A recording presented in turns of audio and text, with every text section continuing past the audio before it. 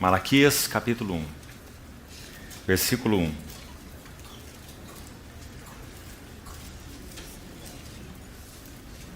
Sentença pronunciada pelo Senhor contra Israel por intermédio de Malaquias. Eu vos tenho amado, diz o Senhor. Mas vós dizeis, em que nos tem amado? Não foi Esaú irmão de Jacó, disse o Senhor. Todavia amei a Jacó. Capítulo 3, versículo 6. Porque eu, o Senhor, não mudo. Por isso vós, ó filhos de Jacó, não sois consumidos. Desde os dias de vossos pais vos desviastes dos meus estatutos e não os guardastes. Tornai-vos para mim, e eu me tornarei para vós outros, diz o Senhor dos Exércitos. Mas vós dizeis, em que havemos de tornar? Roubará o homem a Deus? Todavia vós me roubais, e dizeis, em que te roubamos? Nos dízimos e nas ofertas. Com maldição sois amaldiçoados, porque a mim me roubais, vós, a nação toda. Trazei todos os dízimos à casa do tesouro, para que haja mantimento na minha casa, e provai-me nisto, diz o Senhor dos Exércitos.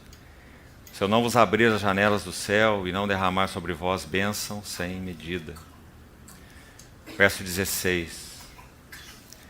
Então os que temiam ao Senhor falavam uns aos outros. O Senhor atentava e ouvia. Havia um memorial escrito diante dele para os que temem ao Senhor e para os que se lembram do seu nome. Eles serão para mim particular tesouro naquele dia que prepararei, diz o Senhor dos Exércitos. Poupá-los-ei como um homem poupa a seu filho que o serve. Então vereis outra vez a diferença entre o justo e o perverso, entre o que serve a Deus e o que não o serve. Senhor, entregamos a Ti a Tua palavra lida. Suplicamos mais uma vez a habilitação do Teu bendito Espírito Santo, para que Tua palavra possa ser realmente entendida por nós, guardada em nossos corações, aplicada em nossas vidas, tanto individual quanto coletivamente. Esperamos em Ti toda a provisão para essa comunhão em torno de Ti mesmo e de Tua palavra. Em nome de Jesus te pedimos. Amém.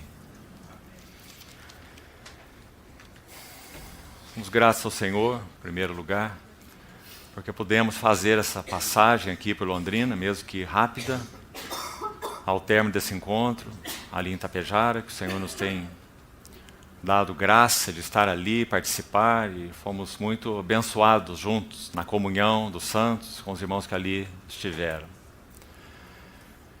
Irmãos, tem havido uma carga, posso assim dizer, do Senhor nesses últimos meses, em particular, com relação a esse assunto do livro de Malaquias. Não apenas do livro em si de Malaquias, mas da carga que o livro de Malaquias apresenta, que é compartilhado por outros profetas. Nós vemos essa mesma carga em Ageu, vemos essa mesma carga em Zacarias, vemos essa mesma carga em Neemias, que foi um antecessor de Malaquias.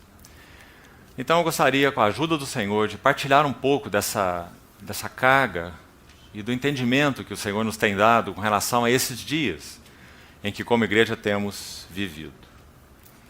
Os irmãos sabem que no capítulo 14 de 1 Coríntios e também no 15, Paulo menciona ali duas vezes uma trombeta. Ele diz no capítulo 14 de 1 Coríntios assim: se a trombeta der um som incerto, quem se preparará para a batalha? Ele menciona de novo no capítulo 15, dizendo que ao ressoar da última trombeta, os mortos ressuscitarão primeiro e nós vivos seremos transformados no abrir e piscar de olhos.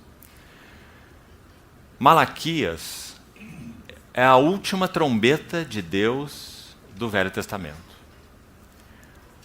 a economia de Deus, podemos assim dizer, ela se encerra com a voz dessa última trombeta. Irmãos, é interessante que quando nós olhamos o sentido da última trombeta do Velho Testamento com a última trombeta do Novo Testamento, nós vemos que elas têm uma correspondência impressionante. Quando essa última trombeta do Velho Testamento, Malaquias, soou, o povo estava em apostasia. Há basicamente duas coisas que fizeram com que o fardo do Senhor fosse expresso através de Malaquias. Dois assuntos principais. Nos primeiros 2 capítulos, o Senhor vai dizer que tinha algo contra Israel por causa de seu formalismo. Um formalismo religioso. Eles estavam fazendo tudo o que a lei ordenava que fosse feito. E oferecendo todos os sacrifícios que a lei requeria. Mas havia algo de perversidade, que estava na contramão do que o coração do Senhor requeria, mas que o povo não via e nem entendia o veredito de Deus a respeito deles. Essa é uma situação grave. Receber o veredito de Deus sobre nós é algo bendito, irmãos. Nós, como cristãos, já deveríamos há muito ter compreendido que o juízo de Deus é bênção na sua casa. Por quê? Ora, nosso Senhor Jesus disse assim, que aquele que nele crê não entra em juízo, mas já passou da morte para a vida. E é claro que isso se refere à condenação eterna. Não estamos, em absoluto, em um ambiente de juízo. Ao contrário, nós estamos em um ambiente de comunhão. Fomos tirados da atmosfera do juízo, passamos para a atmosfera da comunhão. Louvado seja o nosso Salvador. Mas, Pedro diz na sua epístola, 1 Pedro 4, porque a ocasião de começar o juízo pela casa de Deus é chegada. Ora, se há de vir por nós, que será daqueles que nem obedecem ao Evangelho? Então, nós precisamos desesperadamente de termos um panorama adequado do que significa a casa de Deus ser julgada. Porque é claro que ela não é julgada no que concerne a juízo eterno, no que concerne a decidir sua sorte. Já passamos da morte para a vida, ponto final, e assunto encerrado. As minhas ovelhas são minhas e ninguém as arrebata de minha mão. Eu lhes dou a vida eterna e jamais perecerão. Mas, amados, não muda em nada o fato, muito pelo contrário, nos coloca no ambiente, agora, salvos, em que Deus tem sua casa, seu lugar de habitação, seu templo. E nessa casa, Ele vai exercer seu juízo purificador. Nós lemos aqui em Malaquias, o Senhor separa o vil do perverso. Vereis naquele dia a diferença entre o que serve a Deus e o que não serve. Mas lembre-se, o Senhor não está falando isso para a nação de Israel e alguma outra nação. Ele está falando só para a nação de Israel. Só para o povo da aliança. Que eles veriam a diferença. Onde estaria essa diferença no caso deles? Entre eles mesmos. Então, irmãos, podemos dizer que o livro de Malaquias apresenta a igreja no tribunal de Deus. E isso, então, é muito importante para nós. Sabe, queridos irmãos, gostaria de encorajá-los fortemente a não fugirem desse assunto. Sabe por quê? Porque o Senhor já está e vai continuar julgando a sua casa. O Senhor já está na sua casa separando a palha do grão. Esse é seu serviço. Por quê? Porque o Senhor deseja uma plena, simples, bendita, gloriosa expressão de si mesmo na sua casa. E para que Ele possa alcançar o que Ele deseja, para a satisfação de seu coração, em primeiro lugar, para a nossa plena realização, em segundo lugar. O que poderia nos realizar e nos satisfazer, senão a realização e a satisfação de Deus mesmo. Nós somos habitados pelo Espírito de Deus. Não temos mais lugar no mundo. Eles não são do mundo, orou o nosso Senhor. Da mesma maneira que eu também não sou. São palavras maravilhosas para nós. Então o Senhor se apresenta à sua casa nessa qualidade. Não é para decidir o destino dela. Nosso destino já foi decidido há 2.000 anos atrás. Mas o Senhor é aquele, conforme palavras de Malaquias 3, que tem a potassa dos lavandeiros para alvejar o vestido. Compreende a linguagem? E ele é o refinador da prata e do ouro. E ele diz, eu refinarei o meu povo. Tão claras as palavras de Malaquias quando colocadas junto com as de Pedro. E estamos fazendo isso para que nós não achemos que esses são assuntos do Velho Testamento. Ah, Malaquias, eu li o do Velho Testamento, já estamos no Novo Testamento, somos da graça, somos... Cuidado, irmão. Porque Pedro vai dizer, 1 Pedro 4,17, a ocasião de começar o juízo pela casa de Deus é chegada. E se há de vir por nós, então os que não obedecem ao Evangelho, que será deles? Pedro pergunta. Então, queridos, penso que nós estamos, sim, com uma necessidade extrema, nesses dias tão desafiadores que nós vivemos. Ou não são desafiadores? São desafiadores. Daniel 7, 25, já compartilhamos em outra instância, fala sobre um período do reinado desse último governante mundial que se revelará. Se nós vamos vê-lo ou não, nós não sabemos. E nunca saberemos. Nós não o aguardamos. Nós aguardamos nosso Cristo bendito. E para Ele temos nosso Maranata. Mas se o Senhor não nos levar a Ele, brevemente, possivelmente nós passemos por esse período terrível. E Daniel 7,25 descreve esse período assim, Ele magoará os santos do Altíssimo. E a palavra ali, para magoar, é interessante, é uma palavra aramaica. Daniel marca um ponto de transição no povo de Deus, da velha aliança, interessante. Até Daniel, o povo só sabia hebraico. Depois de Daniel, o povo esqueceu o hebraico e só sabia aramaico. Por isso a metade do livro de Daniel é escrita em hebraico, a outra metade em aramaica. Muito interessante. Então, quando esse versículo em Daniel 7,25 foi escrito, o texto ali é aramaico. E essa palavra afligirá, ela é muito particular. Ela significa um desgaste mental, um esgotamento mental.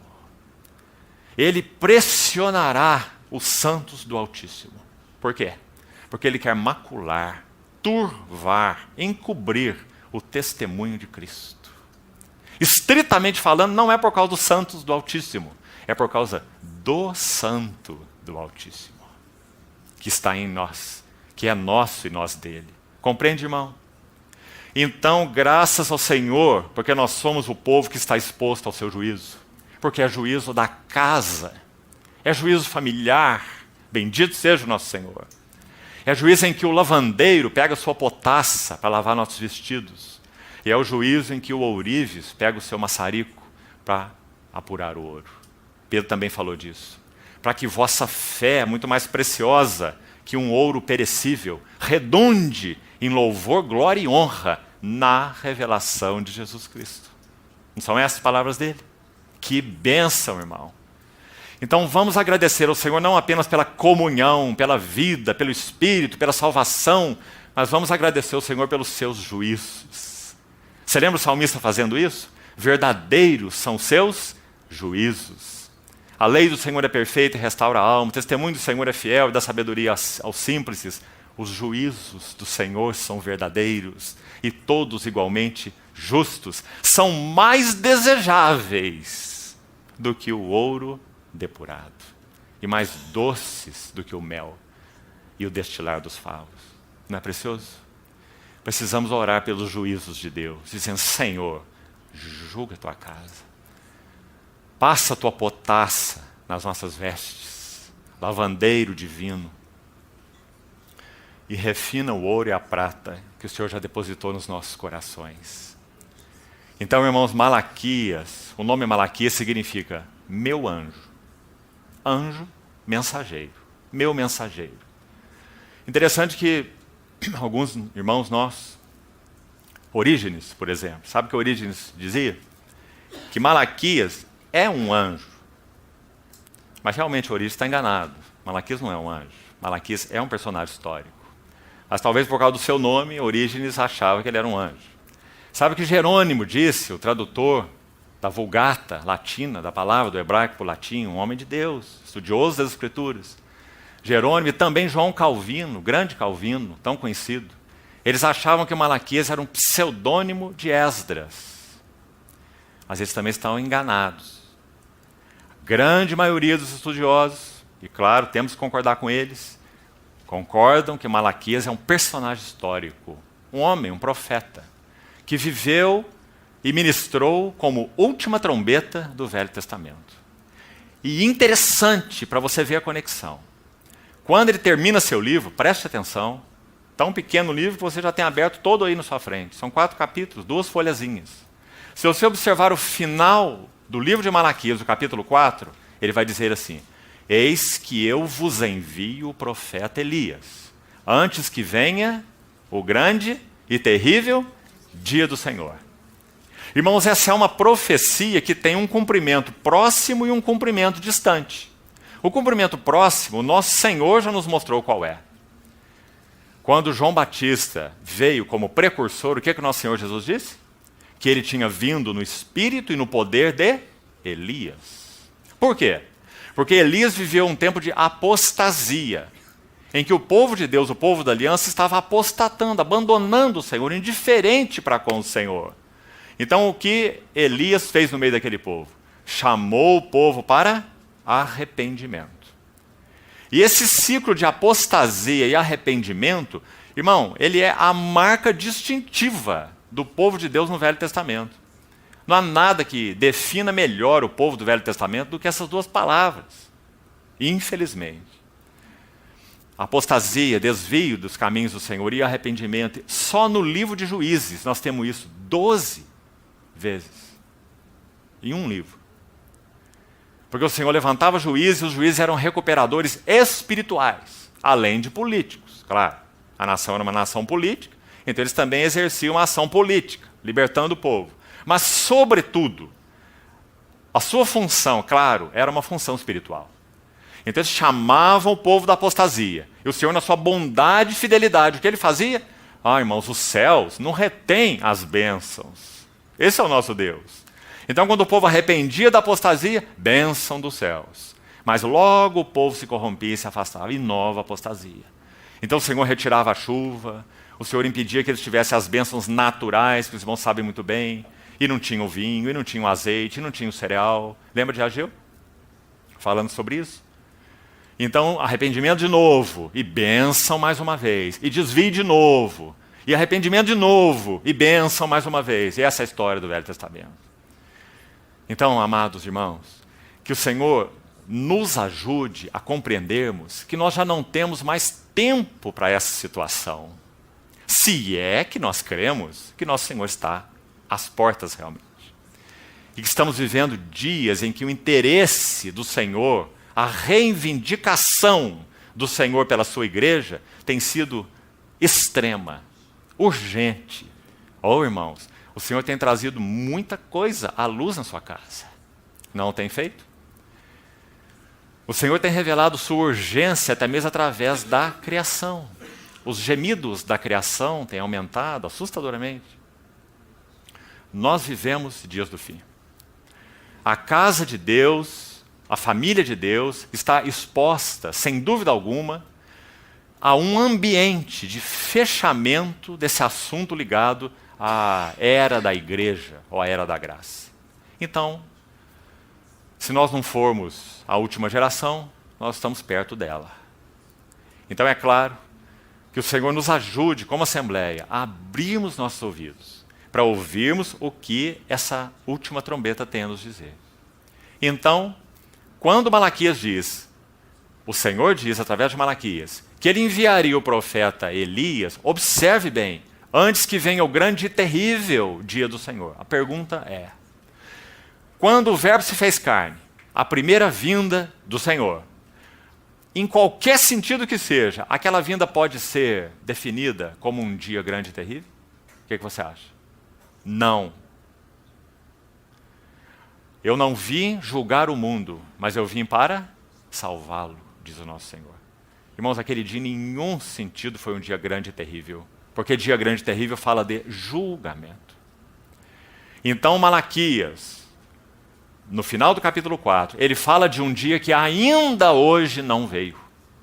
É o dia da vinda do Senhor para então julgar as nações. Agora, antes que o Senhor venha para julgar as nações, quem ele vai julgar? Seu povo. Porque o juízo há de começar pela casa de Deus, como Pedro diz. Então está bem claro isso. Então você vê que Malaquias está mencionando a segunda vinda de Cristo. Então aí nós temos uma união imediata entre a trombeta última do Velho Testamento e a trombeta última do Novo Testamento, que anuncia a vinda do Senhor e que os reinos do mundo se tornaram do Senhor e do seu Cristo. Não é? Mas então, tendo isso apenas como pano de fundo, esse não é nosso interesse imediato. Agora que vamos entrar no nosso interesse imediato. O que Malaquias tem para nos dizer? O que Malaquias tem a dizer para a igreja? O livro de Malaquias realmente é um tribunal muito interessante.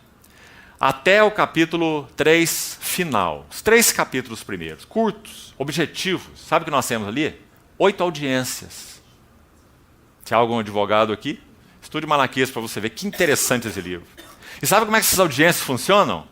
O Senhor faz uma colocação, os réus, que seria o povo, os culpados, fazem uma réplica, e o Senhor faz uma tréplica. O livro todo é assim. São 8 audiências.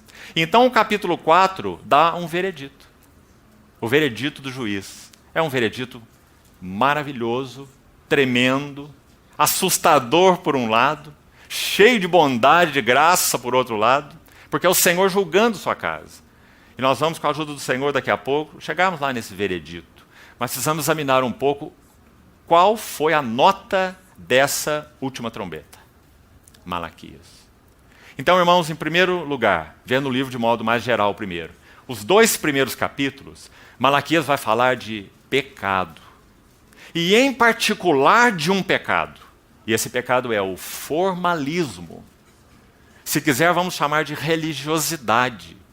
É estarmos fazendo as coisas de Deus, reunindo em nome de Deus, cantando para Deus, dizendo que servimos a Deus, mas Deus não está satisfeito. Deus não está agradado. Seu coração não está agradado. Nós não temos tempo de muitos detalhes, mas eu te dou as referências. No capítulo 1, a partir do versículo 6.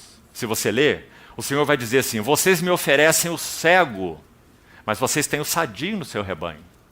Vocês me oferecem o aleijado, mas vocês têm o são no seu rebanho. Aí sabe o que ele fala? Apresenta o aleijado e o cego para o teu governador. O Senhor diz assim para eles. E vamos ver se ele ficará satisfeito com vocês. O que o Senhor quer dizer para eles? Vocês não reconhecem minha majestade. Então o Senhor, através de Malaquias, questiona o povo em 3 assuntos. O primeiro, seu amor. O povo questionava em primeiro lugar seu amor. Você viu, nós lemos na introdução, capítulo 1, versículo 2. Em que nos tem amado? O Senhor diz, eu vos tenho amado. E o povo pergunta, em que nos tem amado? Eles questionam o amor de Deus. No capítulo 1 ainda, final, e os últimos versículos do capítulo 1, versículos de 6 a 8 do capítulo 1, e últimos versículos também do capítulo 1, 13 e 14. Você vai ver que eles questionam a majestade de Deus. Questionam seu amor, guarde isso, questionam seu amor. Segundo, questionam sua majestade. Veja o versículo 13, vamos ler. E dizeis ainda, vamos ler o 12 também, Malaquias 1:12. Mas vós o profanais quando dizeis, a mesa do Senhor é imunda, e o que nela se oferece, isto é, a sua comida, é desprezível. E dizeis ainda, que canseira, e me lançais desprezos, diz o Senhor dos Exércitos.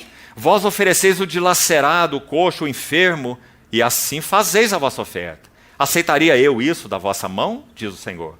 Pois maldito seja o enganador que, tendo macho no seu rebanho, promete e oferece ao Senhor um defeituoso, porque eu sou grande rei, diz o Senhor dos Exércitos. O meu nome é terrível entre as nações.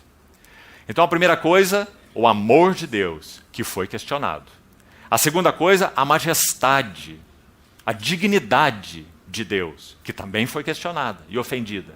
Mas há uma terceira coisa. Veja o capítulo 2, versículo 17. Enfadais o Senhor com vossas palavras e ainda dizeis: em que o enfadamos? Nisto que pensais: qualquer que faz o mal passa por bom aos olhos do Senhor, e desses é que ele se agrada. Ou, onde está o Deus do juízo? Terceiro elemento, então, eles questionam a justiça de Deus. E aqui eles dizem três coisas terríveis. Na primeira frase, qualquer que faz o mal passa por bom aos olhos de Deus. Terrível, não é? Eles estão acusando Deus de imoralidade. A segunda frase, desses é que ele se agrada. Eles estão acusando Deus de ter um caráter duvidoso, corrompido. Terceira frase, onde está o Deus do juízo? Eles estão acusando Deus de ser omisso nos seus juízos. Ou seja, irmãos, o povo estava vivendo um afastamento, uma indiferença, uma apostasia, mesmo que mergulhados num formalismo religioso tão grande, que eles nem sequer compreendiam o veredito de Deus sobre eles. O Senhor dizia: olha, minha avaliação sobre vocês é essa, essa e essa. Mas eles diziam: em que, Senhor? Mas como, Senhor? Mas por que, Senhor? Como que dizendo: mas não é assim, Senhor. 6 vezes no livro de Malaquias, também não vamos ter tempo de examinar um a um, 6 vezes, você vai ver a pergunta: em que? Em que? No sentido deles estarem questionando o veredito de Deus. Então, irmãos, depois dessas 8 audiências no livro, o Senhor vai dar seu veredito, então, no capítulo 4. Os 2 primeiros capítulos, o pecado em meio ao formalismo. Os 2 últimos capítulos, o ceticismo, ou seja, eles não tinham mais nenhum coração que se voltasse para a vinda do Senhor ao seu templo. Toda a expectativa do Velho Testamento era a vinda do Messias. O que o povo da aliança esperava, irmãos? Mais do que isso. A vinda do Messias é a expectativa do Velho Testamento. Mas eles estavam tão indiferentes, tão confusos, tão mergulhados em si mesmos, tão afastados da direção do caminho do Senhor, que eles já não se importavam em nada da vinda do Messias. E não viam significado nenhum nela. Irmãos, Malaquias deve ter vivido entre 20 a 30 anos depois de Neemias. Os 2 livros estão inteiramente ligados. O que aconteceu nos dias de Neemias, agora nos dias de Malaquias, foi completamente perdido. Outra lição importante para nós. Uma assembleia, vamos chamar assim, a Assembleia de Deus no Velho Testamento, que viveu dias gloriosos com Neemias, com 20 ou 30 anos, essa miséria que nós lemos em Malaquias. 20 ou 30 anos apenas. O que o Senhor resgatou nos dias de Neemias, vamos nos lembrar, e que o Senhor também fale aos nossos corações nesses pontos, porque precisamos ouvi-los. Nos dias de Neemias, o Senhor resgatou 3 coisas em particular. Primeira coisa, o Senhor renovou o seu povo no primeiro amor. Isso não é maravilhoso? O povo estava na Babilônia. Já tinha vindo uma leva de cativos há alguns anos antes, quase 100 anos antes, com Zorobabel e Josué. Depois outra leva de cativos com Esdras, irmãos se lembram, creio, muito bem.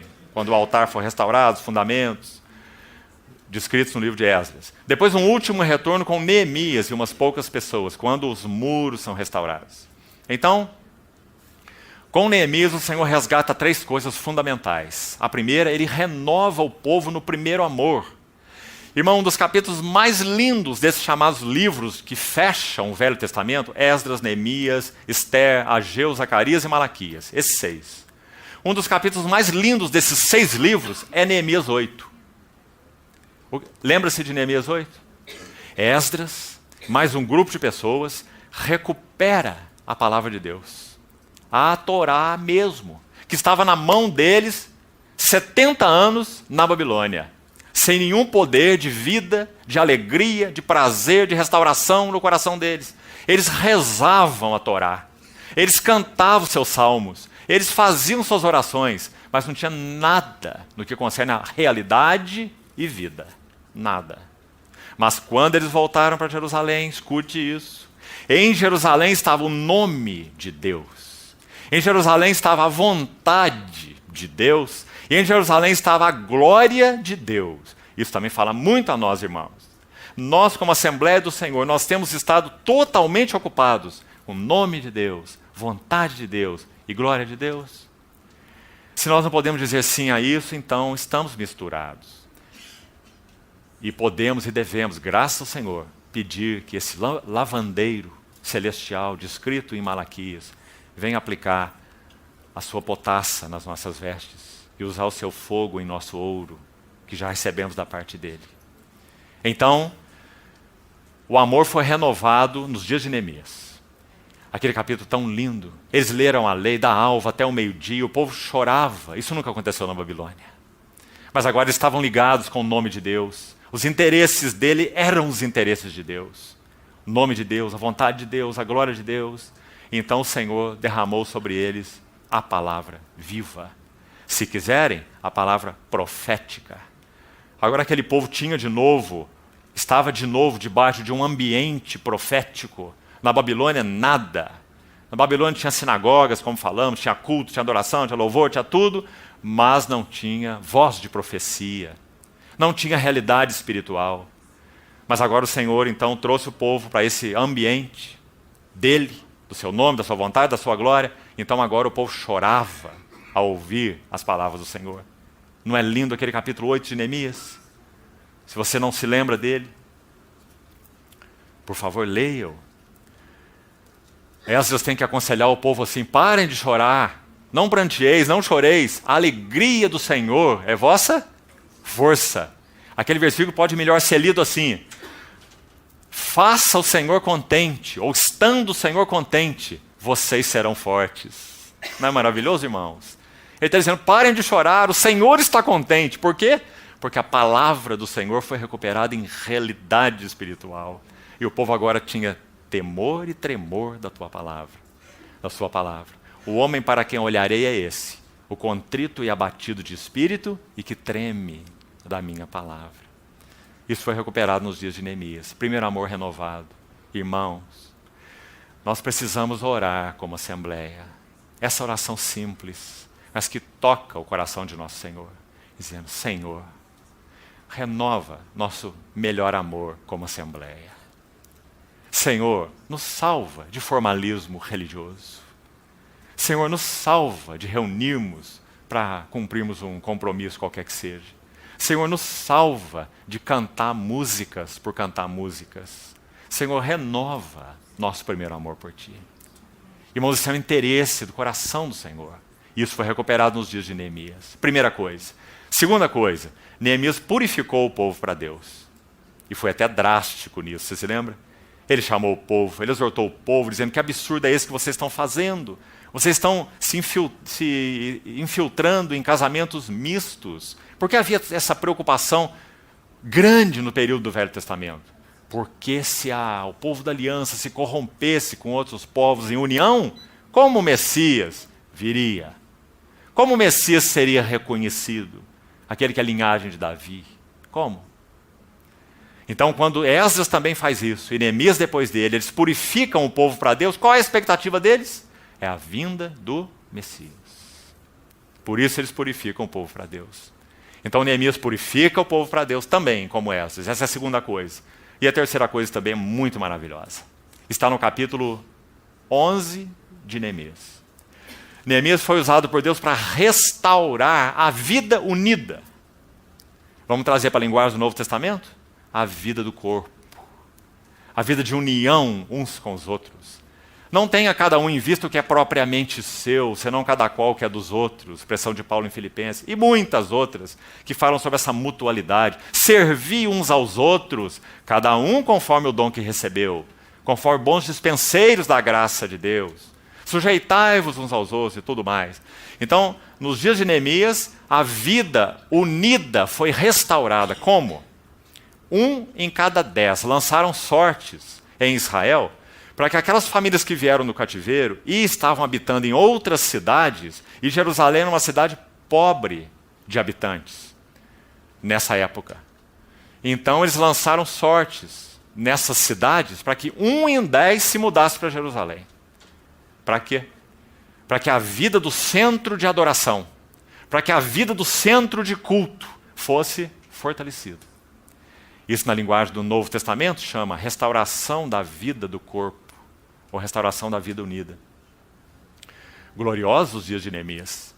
Mas agora os 20 ou 30 anos se passaram, a página foi virada. O primeiro amor acabou. A pureza do povo acabou.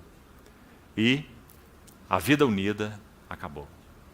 Então o Senhor usa Neemias nos seus dias para resgatar essas três coisas, e o Senhor usa Malaquias nos seus dias para repreender o povo pela falta dessas três coisas.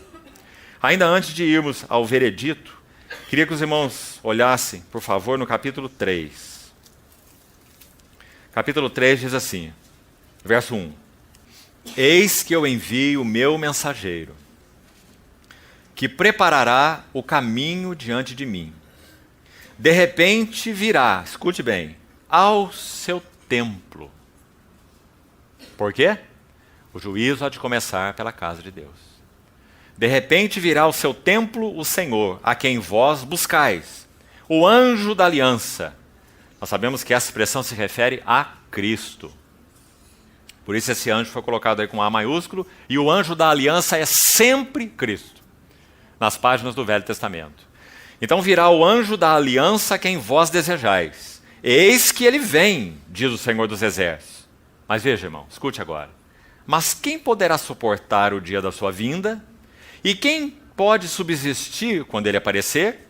Porque ele é como o fogo do ourives e como a potassa dos lavandeiros. Assentar-se-á como derretedor e purificador de prata. Purificará os filhos de Levi e os refinará como ouro e como prata. E então eles trarão ao Senhor justas ofertas. Não é um texto maravilhoso? Mostrando que o Senhor vem ao seu templo para fazer esse trabalho que Pedro chamou de o juízo há de começar pela casa de Deus. Então Neemias está pedindo que o povo de Deus, o povo da aliança, se exponha aos juízos de Deus, se exponha ao veredito de Deus. Mas como falamos, eles ouvem 6 vezes essa decisão, esse ponto de vista, esse juízo de Deus a respeito deles, mas eles perguntam em quê, mas por quê, como assim? E não compreendem o juízo de Deus. Interessante essa figura do derretedor de prata. Eu creio que você já conhece sobre isso. Nós vamos recordar juntos. Quando o refinador de prata faz seu trabalho, ele toma a prata bruta, coloca lá no ambiente próprio, um cadinho normalmente. Chega o fogo na prata, então as impurezas da prata são tiradas. A prata nunca se consome, é prata. O que há em nós é prata, o que há em nós é ouro. O Senhor já nos deu o seu Espírito, o Senhor já nos deu sua palavra. Mas nós somos prata misturada, ouro misturado. Então o Senhor coloca no seu cadinho, se assim nós queremos, se assim nós nos apresentamos. Porque o Senhor não nos empurra para dentro de seu cadinho. Apresenteis os vossos corpos como sacrifício vivo, santo e agradável a Deus, para que então ele faça o seu trabalho. Então ele chega ali, o purificador, o refinador da prata e do ouro, ele chega o seu maçarico e começa o trabalho. Um trabalho delicado, não é?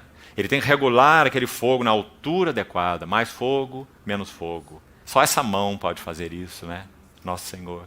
Agora é a hora de um pouco mais de fogo. Agora eu posso tirar um pouco mais de fogo. Paulo vai dizer assim em Coríntios: não vos sobreveio uma provação que não fosse humana. Deus é fiel, Ele segura o maçarico. Ele não permitirá que sejais provados além das vossas forças.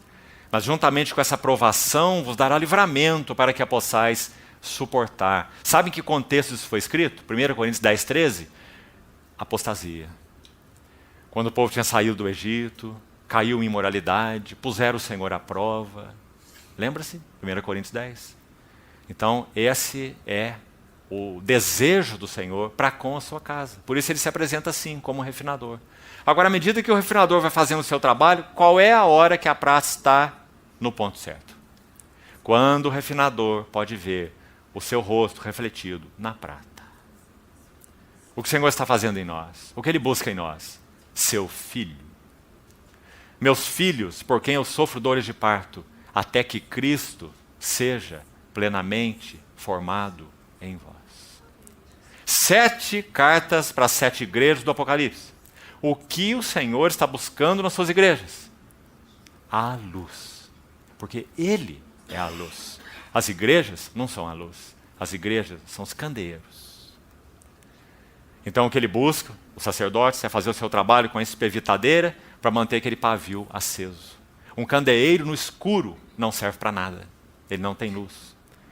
Então o Senhor é amor, ele busca amor em Éfeso. O Senhor é fidelidade, busca fidelidade em Esmirna. O Senhor é santo, busca santidade em Pérgamo. O Senhor é sujeito, submisso, busca submissão em Tiatira.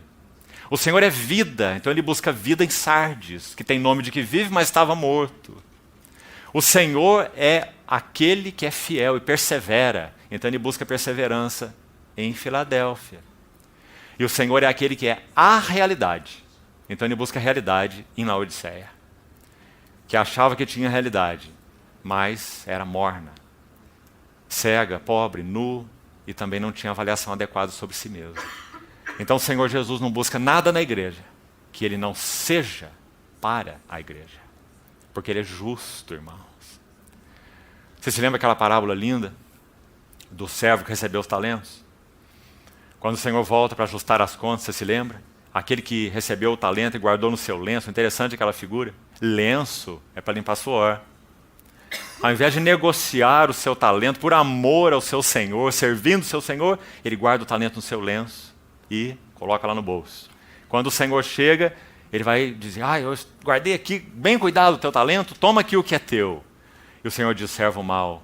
E aí ele vai explicar a sua avaliação, esse servo, a sua avaliação do seu Senhor. E ele fala assim, eu guardei esse talento com muito cuidado, porque eu sabia que o Senhor é um homem severo, que vai colher onde não semeastes. Mas, irmão, esse nunca é o nosso Senhor. Nosso Senhor nunca busca colheita onde Ele não semeou. É porque nós somos dEle. É porque Ele nos deu o seu Espírito. Aquele que nos deu o seu próprio Filho não nos dará graciosamente com Ele todas as coisas. Nós temos nele todos os recursos. Nós temos o Espírito Santo. É o Espírito de sabedoria, é o Espírito de revelação, é o Espírito de graça, é o Espírito de poder, é o Espírito de santidade. O que nós não temos, irmãos? Então o Senhor vem buscar em nós aquilo que Ele é, e somente o que Ele é. Mas para que Ele encontre aquilo que Ele é, Ele precisa chegar ao seu maçarico, para nos purificar do que nós somos. Então assim que Malaquias apresenta Deus para o seu povo. Capítulo 4, então, são 6 versículos, o veredito de Deus. O final do capítulo 3, precisamos nos lembrar juntos, para exortação e para suporte, encorajamento dos nossos corações. Uma linda passagem que já lemos, a partir do verso 16 do capítulo 3. Depois do Senhor, então, falar sobre esse formalismo, essa perversidade, essa apostasia, veja, irmãos, Ele sabe que no seu coração há um remanescente. Ele sabe que pelo seu amor, graça e misericórdia, um remanescente responderá. Será conservado fiel. Deus sempre teve um remanescente. Então o livro vai terminar com esse encorajamento maravilhoso para nós. Ele vai dizer assim, então, os que temiam. Esse é um bálsamo nesse livro. Porque esse livro denuncia uma atmosfera terrível. Mas então ele vai dizer no capítulo 3:16, então, os que temiam ao Senhor, eles falavam uns aos outros. Que linguagem mais linda. E o Senhor atentava e ouvia. Acho que numa outra ocasião juntos, nós já explicamos o sentido desse texto para os irmãos. Essas palavras tão bonitas na língua original. Significa um pai que está vendo seu filhinho brincando, e ele está fazendo lá alguma atividade do seu interesse, concentrado, mas ele viu o seu filho ali fazendo algo que o chamou muita atenção. Então ele fecha o seu livro, volta a atenção para o seu filho, debruça-se assim e dá toda a atenção ali para aquele filhozinho que está fazendo algo que chamou sua atenção, agradou seu coração, atraiu essa linguagem usada aqui. Aqueles que temiam ao Senhor falavam uns aos outros, e eles falavam uns aos outros de tal maneira que fazia o Senhor se debruçar, parar, para atentar e ouvir. Aí o texto continua assim. Havia um memorial escrito diante dele, para os que temem ao Senhor e para os que se lembram do seu nome.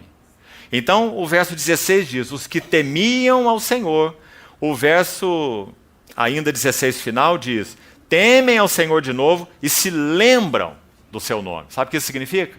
O que eles falavam uns aos outros, esses que temiam o Senhor, era sobre o nome do Senhor. O Senhor era seu assunto. Eles se lembravam de seu nome.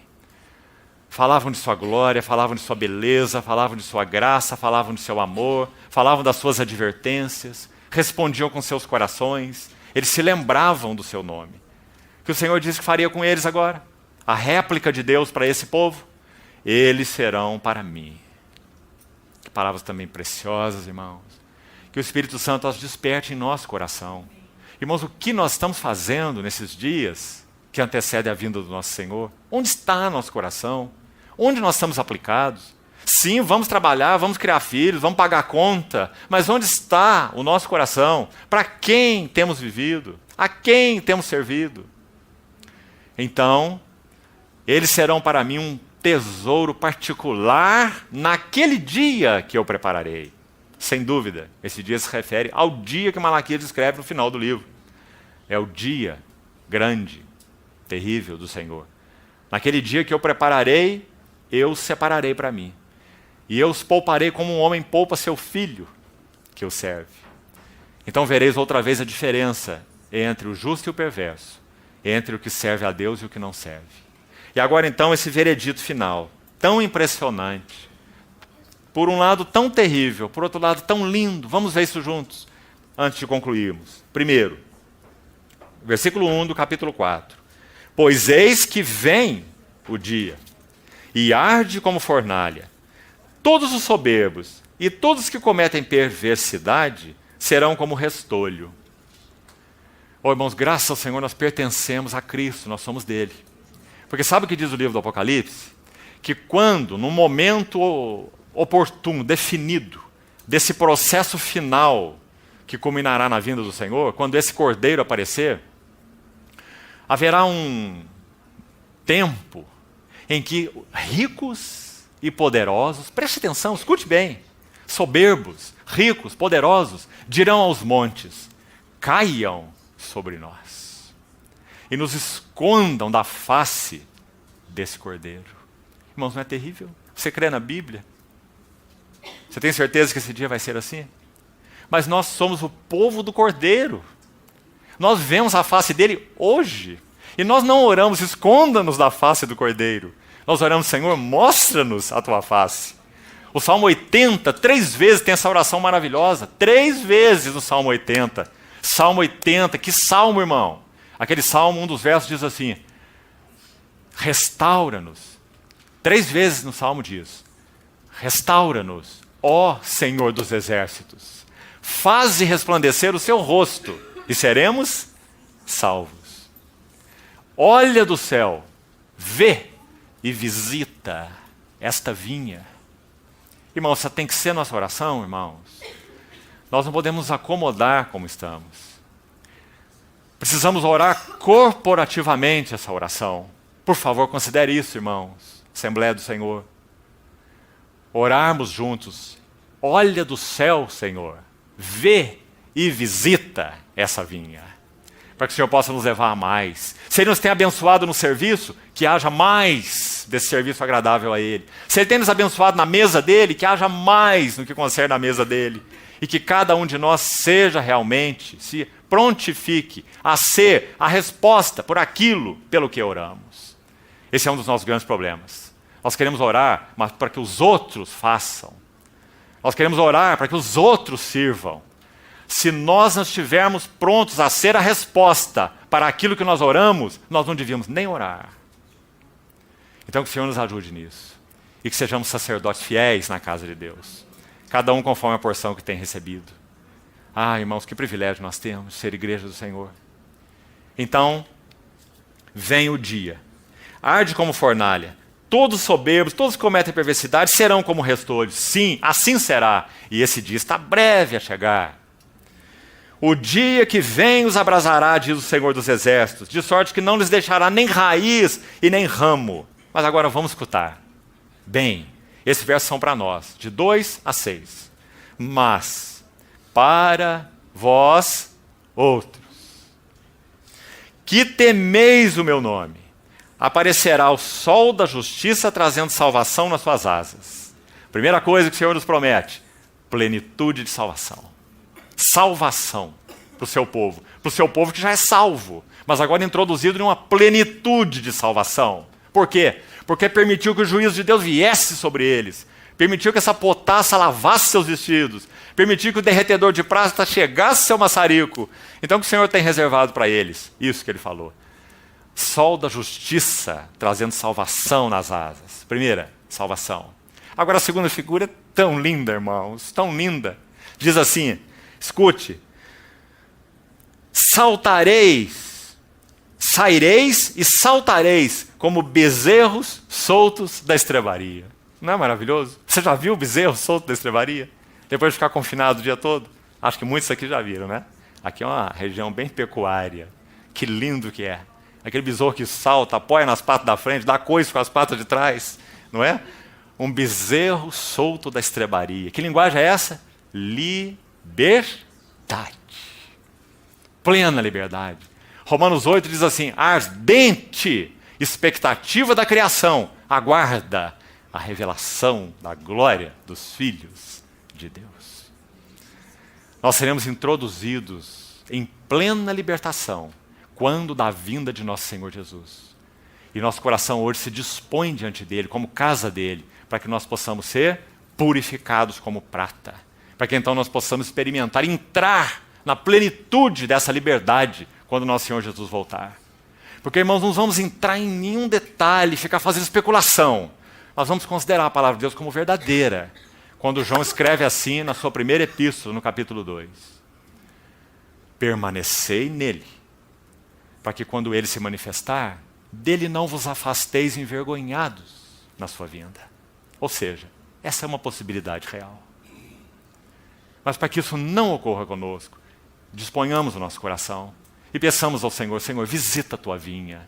Senhor, julga a tua casa. Teus juízos são justos, teus juízos são verdadeiros. Teus juízos não são para a morte, teus juízos são para a vida.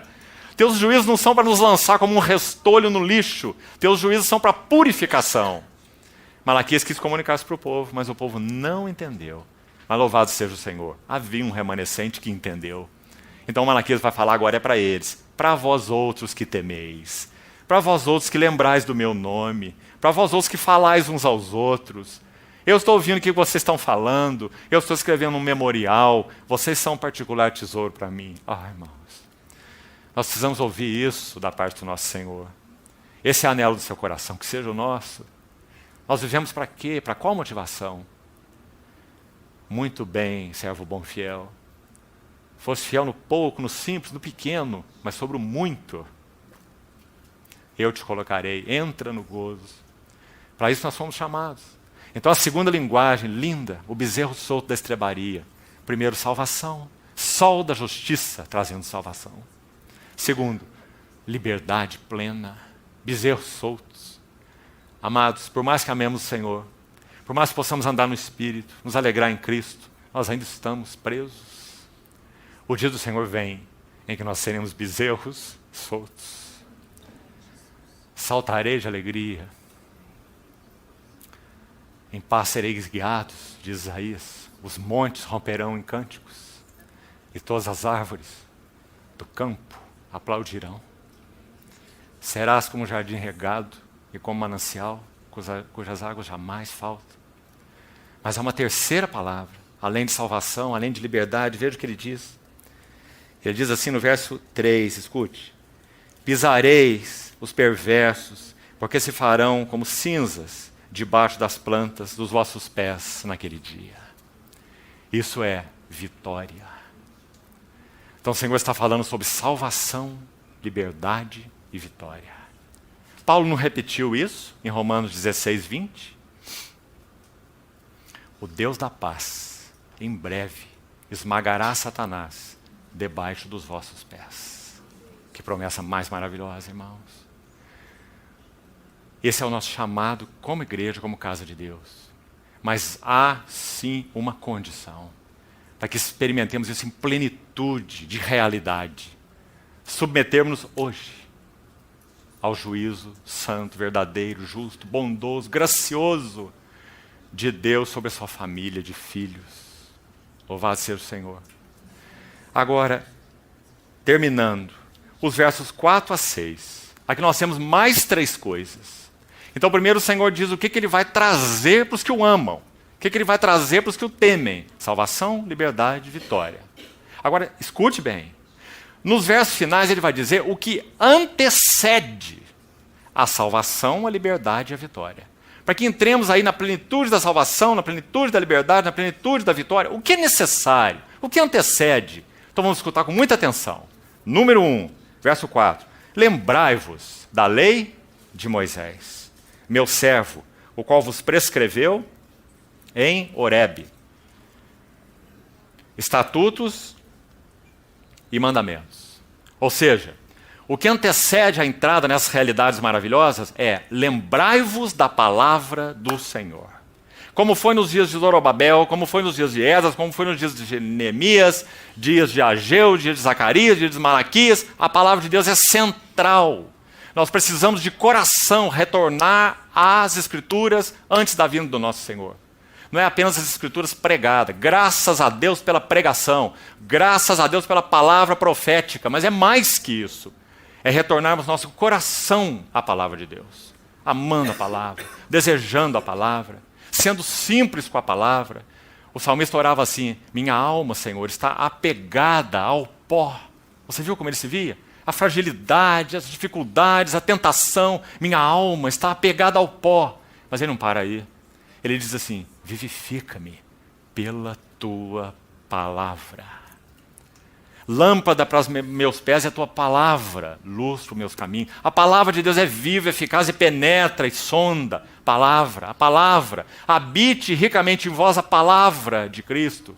Se permanecerdes em mim, as minhas palavras permanecerem em vós. Quanta referência à palavra, o poder da palavra, a vida da palavra, a realidade da palavra. Oh, irmãos. Então, para que nós entremos na plenitude do que o Senhor tem para nós, primeiro, lembrai-vos da palavra. Guarde a palavra, ame a palavra, tema a palavra, trema diante da palavra. Deus não graceja conosco, de Deus não se torce o nariz, Gálatas 6, não se zomba, a palavra usada lá. Torcer o nariz, como se pudesse gracejar com Deus.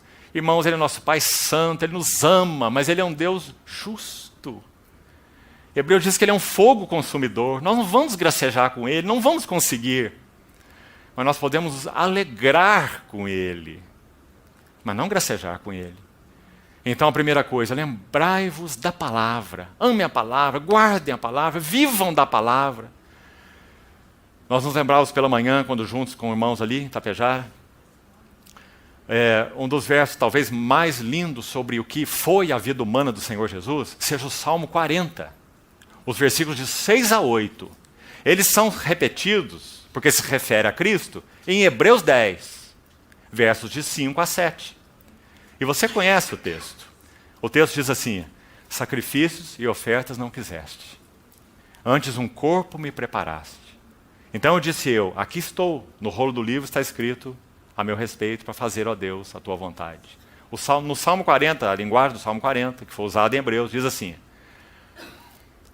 agrada-me, ó Deus, fazer a tua vontade, e dentro em meu coração está a tua lei, ou a tua palavra. Não só de pão viverá o homem, mas de toda palavra que procede da boca de Deus. Então, para que entremos em toda essa realidade maravilhosa que falamos, salvação, liberdade, vitória, o que o Senhor nos exorta? Lembrai-vos da palavra. Mas aí agora, mais um passo, verso 5. Segundo, eis que eu enviarei o profeta Elias. O que o Senhor quer dizer? Lembrai-vos dos profetas. Ouçam a voz dos profetas. Qual foi a causa da ruína de Jerusalém? Jerusalém, Jerusalém, que matas os profetas e apedrejas os que te foram enviados. Irmãos, nós precisamos aprender a ouvir o Senhor através uns dos outros. Às vezes, nem sabemos expressar bem, nitidamente, qual é o fardo, qual é o encargo, mas sabemos que há um incômodo, há algo que o Senhor quer nos falar, algo que não está bom. Então o que nós temos que fazer? Humilhar-nos diante do Senhor e dizer, Senhor, fala conosco, tua igreja. Nós não queremos manter um movimento de inércia. Nós queremos, Senhor, fale conosco. Nós não temos compromisso com ninguém, senão com o Senhor mesmo. Nós não devemos conta para ninguém, senão para o Senhor mesmo. Então fala conosco, julga a tua casa, explica para nós no que nós temos falhado, Senhor. Introduz-nos numa realidade maior. Então o Senhor, na sua fidelidade, sempre enviou ao seu povo profetas. Bendito seja o Senhor. E Ele vai continuar fazendo isso até que Ele venha. Então é nossa responsabilidade ouvir aqueles que o Senhor tem levantado pelo Espírito na sua casa. Que nós saibamos reconhecê-los. Ninguém se impõe a ninguém. Ninguém reivindica nada. É só o falso profeta que reivindica a autoridade. Um profeta não reivindica nada. Mas a casa de Deus tem responsabilidade de reconhecer a voz profética. Então diz, eu vos enviarei o profeta Elias. Lembrai-vos da palavra, lembrai-vos dos profetas. E terceiro? O terceiro, então, irmãos, mexe conosco de uma forma tão incisiva. Porque ele vai dizer no verso 6, terminamos aqui. Ele converterá o coração dos pais aos filhos, e o coração dos filhos a seus pais, para que eu não venha e fira a terra com maldição. Antes que nós possamos entrar na plenitude dessa realidade bendita, nós precisamos de arrependimento familiar. Lembrai-vos da palavra, lembrai-vos dos profetas e consertem os seus relacionamentos familiares. Porque nós somos casa de Deus e nunca haverá um testemunho saudável de Deus se pais não forem convertidos a filhos e filhos convertidos a pais. E convertidos aqui é no sentido de um coração em uma só vida, em uma só mente, em harmonia, respondendo como casas à revelação que o Senhor nos tem dado. Os irmãos acham que pode ser diferente. Nossa casa é uma bagunça completa, o Espírito Santo ofendido, aí nós vamos para um local de reunião e o Senhor derrama as bênçãos do céu. Isso não é condizente com o caráter do Senhor. Ele ainda pode nos falar, e Ele fala. Ele ainda pode se manifestar, e Ele se manifesta. Graças a Deus por sua fidelidade. Mas isso é uma coisa. Fidelidade é uma coisa, satisfação é outra coisa. O Senhor sempre manterá a sua fidelidade para conosco, mas Ele busca a sua satisfação. Então lembrai-vos da palavra, lembrai-vos dos profetas e conversão relacional, para que eu não venha e fira a terra com maldição. Amados irmãos, que o Senhor mesmo fale ao nosso coração, que tenhamos condições esses dias de ouvir sua voz. Ele tem se apresentado para nós assim, é isso que Ele é. Aquelas igrejas do Apocalipse receberam, sim, reprovações severas. Lembrava-nos também juntos pela manhã, ainda hoje. A única igreja que recebeu em sua carta, literalmente escrito, literalmente, que o Senhor os amava, foi Laodiceia. Isso é impressionante. Claro que o Senhor amava Éfeso. Éfeso significa desejável. O Senhor falou que houve perda do primeiro amor ali. Claro que o Senhor os amava. E amava Esmirna, amava Tiatira, amava Pérgamo. O Senhor ama a sua igreja. Ele se entregou por ela. Laodiceia estava numa situação tão confusa, tão soberba, tão formalista, tão sem realidade. Mas o Senhor disse assim, eu estou à porta e bato. E se alguém ouvir a minha voz, eu entrarei. Qual a percepção que você tem? Do Senhor quase ali dormindo na sarjeta, esperando alguém abrir a porta. É essa percepção que você tem? Sabe qual a percepção eu tenho? Que o Senhor está nas pontas dos pés e com o ombro encostado na porta. Se você abrir, Ele cai lá dentro. Porque Ele ama a sua igreja. A sua igreja é dele, Ele a comprou. Então Ele está ali na porta, com o ouvido na porta. Se alguém ouvir minha voz, e abrir a porta, eu entrarei. E cearei, é lindo essa expressão cear, irmãos, porque ela nos fala da mesa do Senhor. Qual é a reunião mais sublime da igreja? É o partir do pão. Agora nós não estamos aí ensinando, intercedendo e falando, nós estamos focados naquele que é, que era e que há de vir, do Senhor, não é? Então Ele diz, eu entrarei, cearei com Ele e Ele comigo. Precisamos orar sobre esse assunto. Todos nós, todas as assembleias do Senhor, para que a nossa realidade no partir do pão seja crescente, seja progressiva, Que nós experimentemos um verdadeiro passear do Senhor entre nós, onde Ele vai apacentando o bispo e pastor das nossas almas, falando, produzindo adoração, até mesmo arrependimento, alegria indizível, à mesa do Senhor. Porque esse tempo não tem outro propósito, senão comer com Ele, Ele conosco. Então entrarei, cearei com Ele e Ele comigo. E aí Ele vai dizer assim, eu repreendo e eu disciplino a quantos amo. Pode estudar as 7 cartas que você vai ver que ele disse isso só para a Laodiceia. Literalmente. Eu os amo. Abro a porta, ouçam minha voz, eu vos amo. Senão eu já tinha desistido de vocês. Mas eu repreendo e disciplino porque amo. Porque vocês não são bastardos. Porque vocês não são restolhos. Porque vocês são o meu povo. Sobre vocês está o meu nome. Ah, sim, irmãos, bendito seja o Senhor. Que Ele siga falando ao nosso coração. Vivemos dias de recuperação. Então que o Senhor encontre caminho em nós para recuperar o que satisfaz seu coração. Quanto a nós, plena realização. Uma dose de alegria do Senhor é capaz de estourar nosso peito. 1 minuto da presença do Senhor passeando no meio de nós nos satisfaz por 1 mês. Assim é o nosso Senhor. Nós precisamos que Ele se ponha no meio de nós, que Ele fale ao nosso coração, que nós derramemos diante dEle. Nós somos sua casa, irmãos. Que Ele nos ajude nisso. Vamos orar juntos. Seria melhor termos um pequeno tempo de oração corporativa, respondendo então ao Senhor conforme Ele nos conduzir, pelo seu Espírito. Vamos fazer isso juntos.